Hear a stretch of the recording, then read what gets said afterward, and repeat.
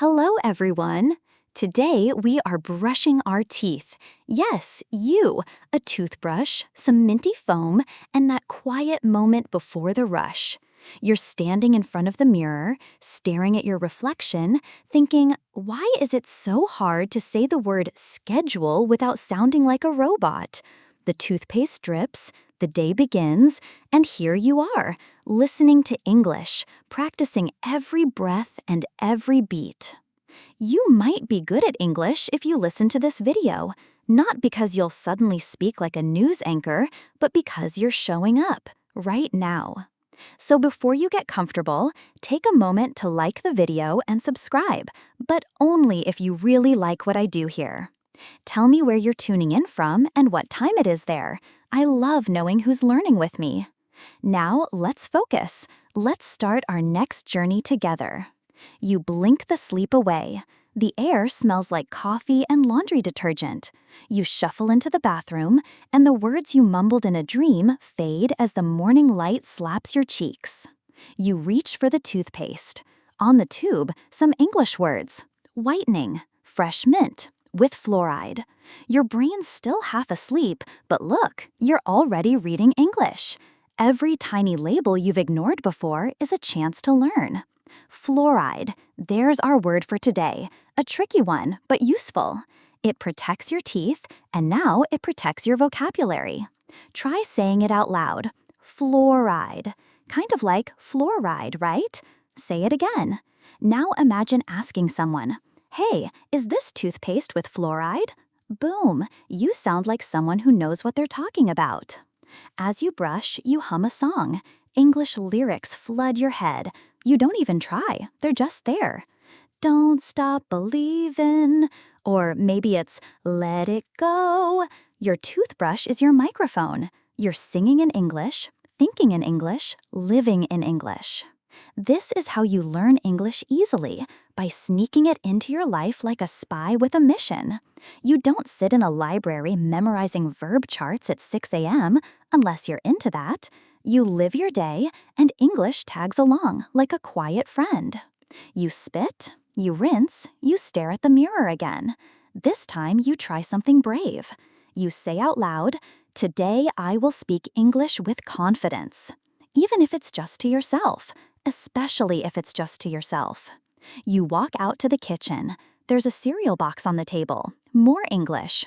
Crunchy oats. High in fiber, low in sugar. You read each word like a clue in a mystery. Say it with me. Fiber, not fever. It's fiber. Memorize it for beginners. Fiber keeps your stomach happy. That's not science class. It's just friendly advice from someone who's been there. You pour the cereal. The sound it makes when it hits the bowl is the soundtrack to a normal life.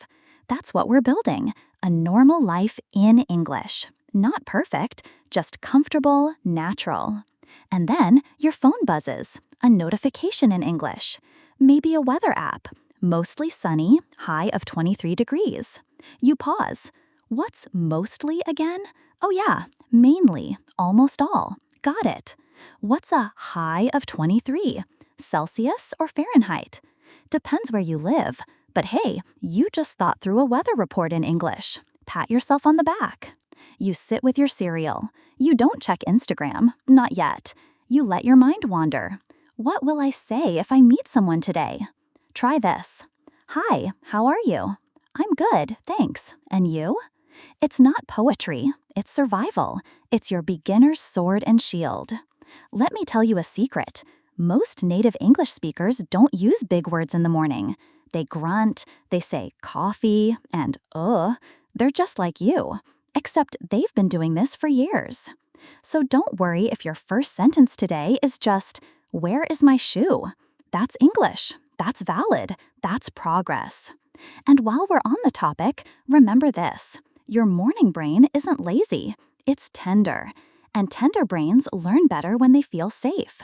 So create safety. Play a podcast in English. Watch the subtitles of your favorite show. Label your toothbrush brush if you want to. Turn your house into a language playground. Because here's the truth. You are not learning English only for work or school. You're learning English because one day someone will say, "Wow, your English is really good." And you'll smile, not because of the compliment, but because it will finally feel true. So tomorrow morning, when the sun is rising and your brain is still rebooting, repeat this. I am learning, and that's enough. Then say it in English, because you are learning, and that's more than enough. You step out your front door, still chewing that last piece of toast, still repeating in your head, "Today I speak English, no matter what." The street is busy, cars honking, motorbikes zipping by, and the familiar smell of something deep-fried from a nearby vendor.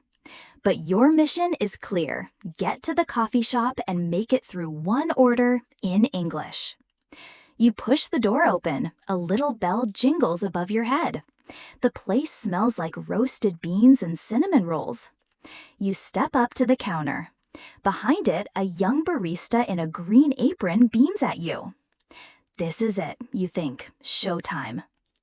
One latte, please, you say, your voice slightly shaky but clear. The barista smiles and nods. Then comes the follow-up. What size? Boom, your brain stutters. What? Size? Oh, right. You look at the board. Small, medium, large. You blurt out, medium. Success. Hot or iced? They ask. Another curveball. You pause. Think fast. Hot, please. Then they ask for your name to write on the cup.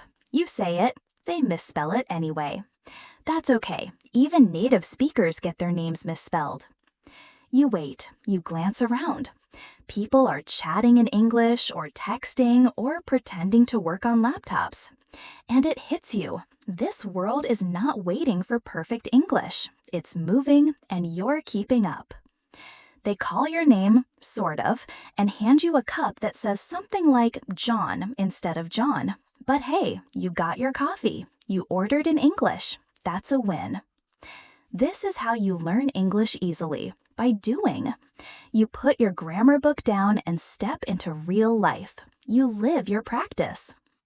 Let's focus on today's word, awkward. Say it with me, awkward.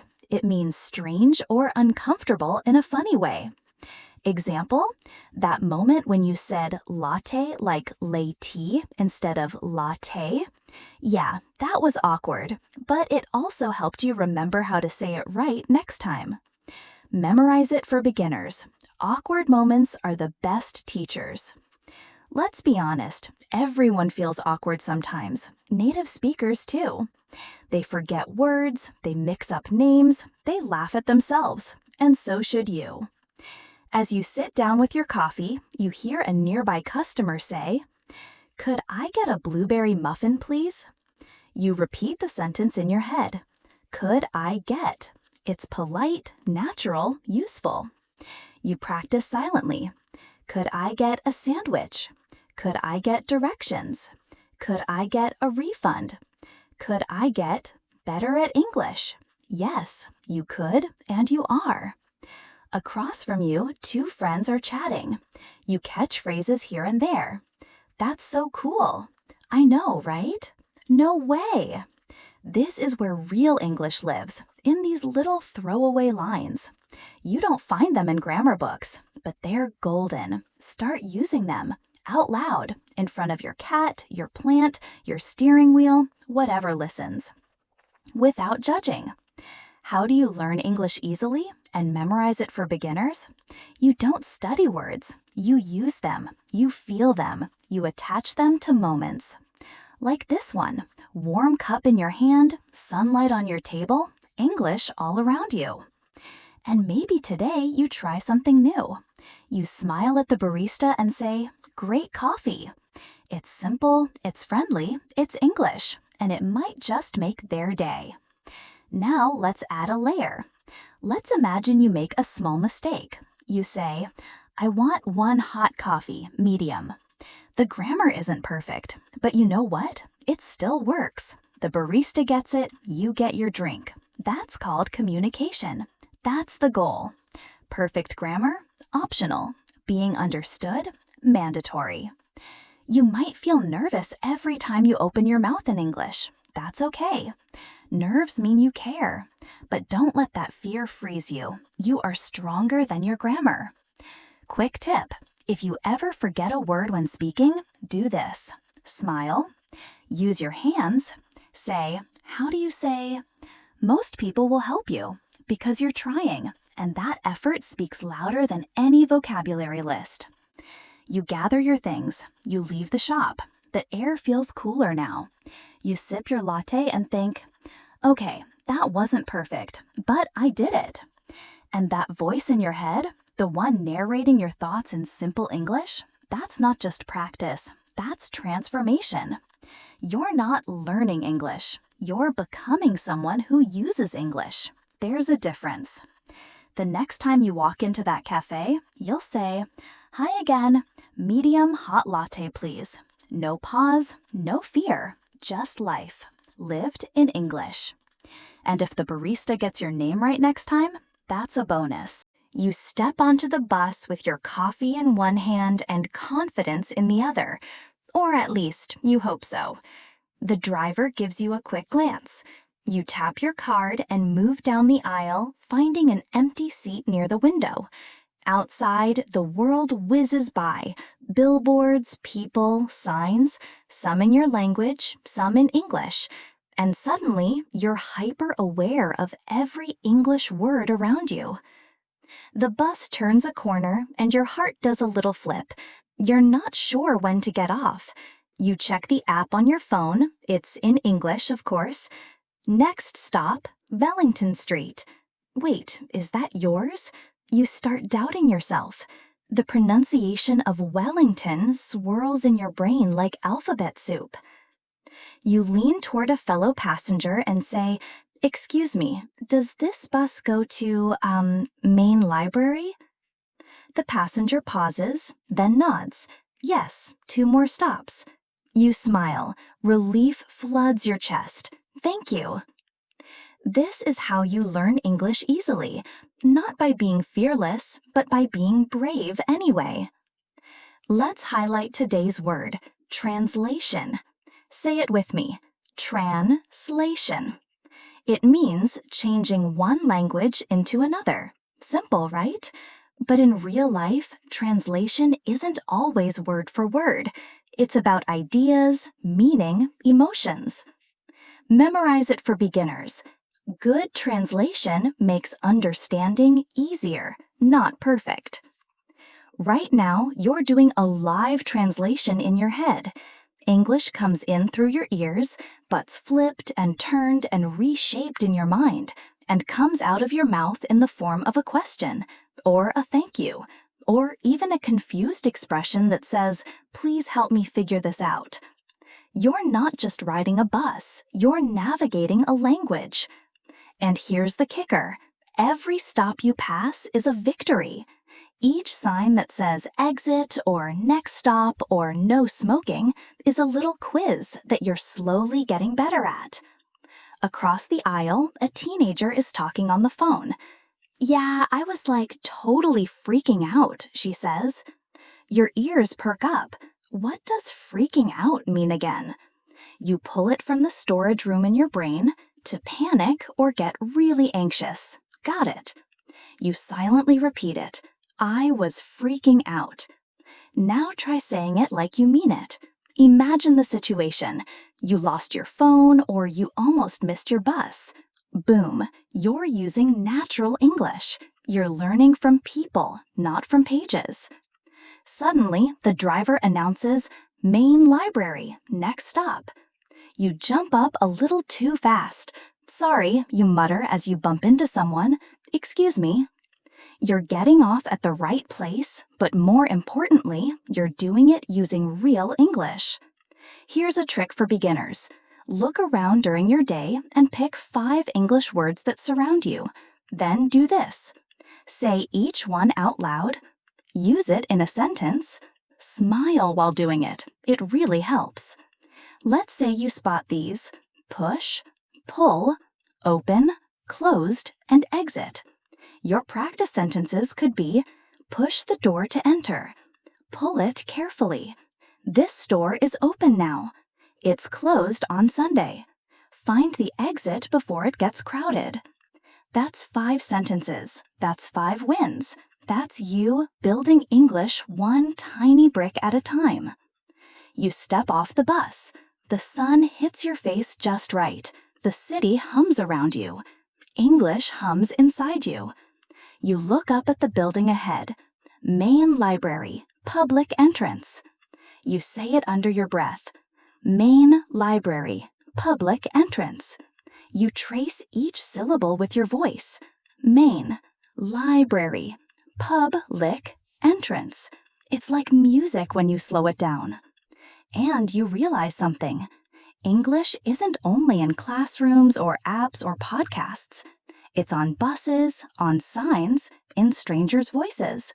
It's everywhere once you start noticing it. How do you memorize it for beginners? By being a detective, by asking questions, by noticing patterns. You reach the door. A sign says, automatic door, push to open. So you push. The door slides open with a gentle hiss. You walk in, still holding that inner smile. You didn't just make it to the library, you made it there in English. And before you forget, take a moment. Say to yourself, I'm getting better every day. Even if it doesn't feel like it, even if it's just one sentence at a time. Because you are. You walk into the office building with a breeze of determination brushing over your shoulders. The elevator pings.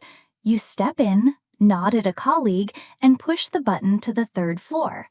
Inside, it's quiet, except for the gentle buzz of fluorescent lights and your own thoughts spinning in English. Today's challenge? Small talk. Not the kind you prepare for. The kind that shows up while you're waiting for the coffee machine or while someone microwaves leftover spaghetti.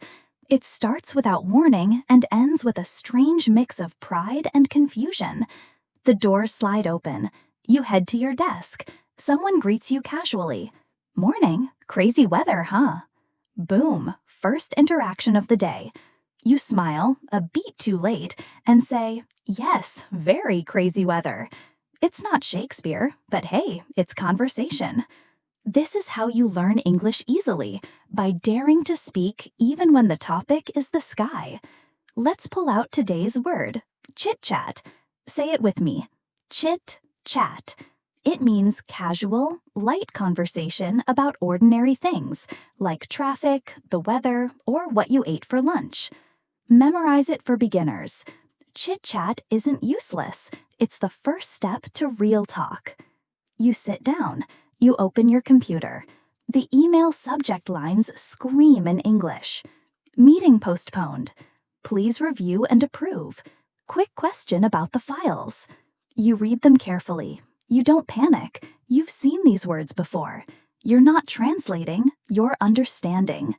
Your coworker leans over. Hey, do you want to grab coffee later? Your heart says yes. Your brain screams grammar, verb tense, but your mouth says, sure, I want, I would like, I can go. It comes out jumbled. They smile anyway. Cool, let's go at 3. See that? You didn't get it perfect, but you communicated. And now you have a 3 p.m. date with more English. Here's a tip for beginners. Small talk follows patterns. Try learning these 3 classic lines and fill in the blanks. Did you watch the last night? I can't believe how it is today. I heard it is leaving the company. These work like keys. Use one, and suddenly you're not just a learner, you're a talker. Back to your desk. Someone drops a comment as they walk by. TGIF, right? Wait, what's TGIF? You Google it quickly under the table. Thank God it's Friday. Ah, makes sense. You whisper it. TGIF. You've heard it in shows, but now you can. You text your friend. Finally Friday. TGIF. You're not just practicing, you're playing with English now. How do you memorize it for beginners? Use it where it lives. If you learn I'm swamped, which means really busy, then say it when your desk is covered in papers. Don't save words like rare coins, spend them. At 3 p.m., you meet your coworker at the break area. They say, "So, what do you usually do on weekends?" You pause. Here's your moment. I relax, watch TV, sometimes go walking. It's clunky, but it works. They nod. Nice. I've been meaning to get outside more. And just like that, the awkwardness melts. You're talking, you're laughing, you're part of the flow. You laugh at yourself a little. My English, still not good. They shake their head. No, it's good. Really, I understand you. And suddenly, something shifts inside you. Maybe not fully, but more than before. Let's go deeper for a moment. Remember that time you learned to ride a bicycle? You didn't start by flying down a hill. You started by wobbling, falling, crying, getting back up. English is your new bicycle. And right now, you're riding down the hallway, bumping into a few desks. But you're moving, and that's the point. Beginner English isn't just a phase. It's a sacred stage.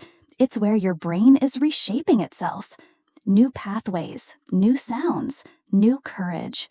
You wrap up your conversation with a wave. See you tomorrow. You used to say bye, and now you say see you tomorrow. That's a level up. Later that day, someone messages you on your work chat. Thanks for the help earlier. You explained it really well. You read the sentence twice. You smile, maybe even blush. Because this is what progress feels like. From nervous hellos to office chit-chat, from awkward weather comments to real conversations, you're doing it. And tomorrow, when someone says, "How's your day going?" you won't freeze. You'll smile and say, "Not bad." And yours?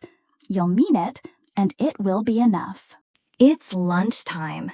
You walk into the small cafe near your office, stomach growling and mind spinning in 2 languages. The menu is written in English, and your eyes jump from one line to the next. Grilled chicken sandwich, basil tomato soup, egg salad wrap. Your mouth knows what it wants. Your brain just needs a second to translate. You step up to the counter, ready. "I'll have the chicken sandwich," you say confidently. But then the cashier throws a curveball. "With chips or salad?" You blink. Chips? Like French fries or potato chips? You guess. Salad, please." "Okay, and to drink?" "I'll get apple juice."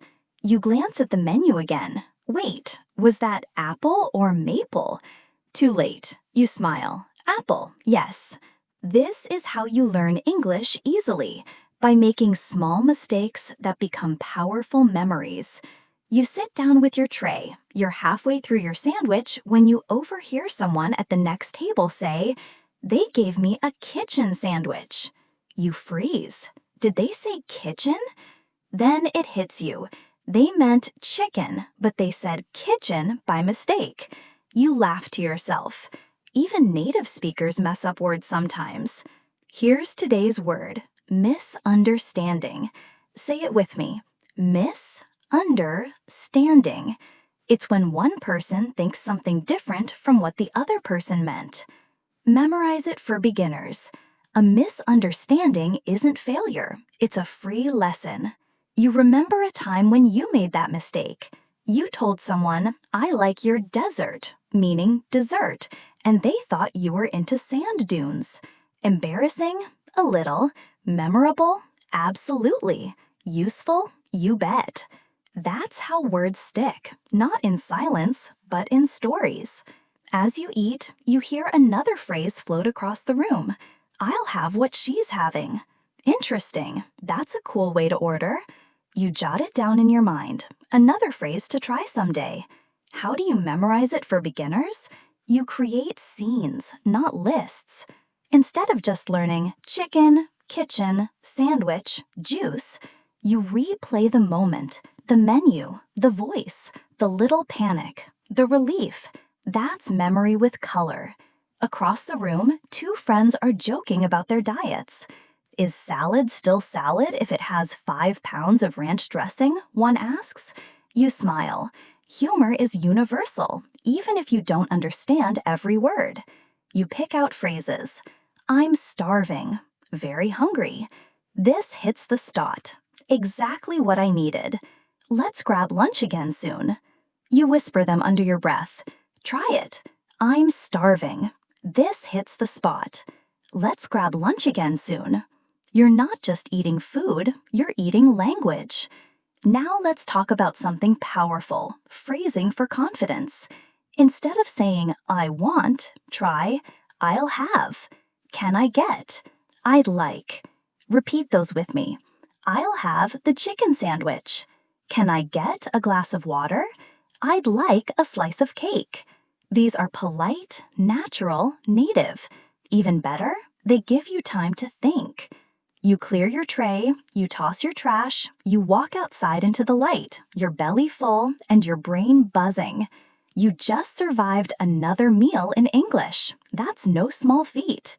Remember, beginner English isn't about never making mistakes.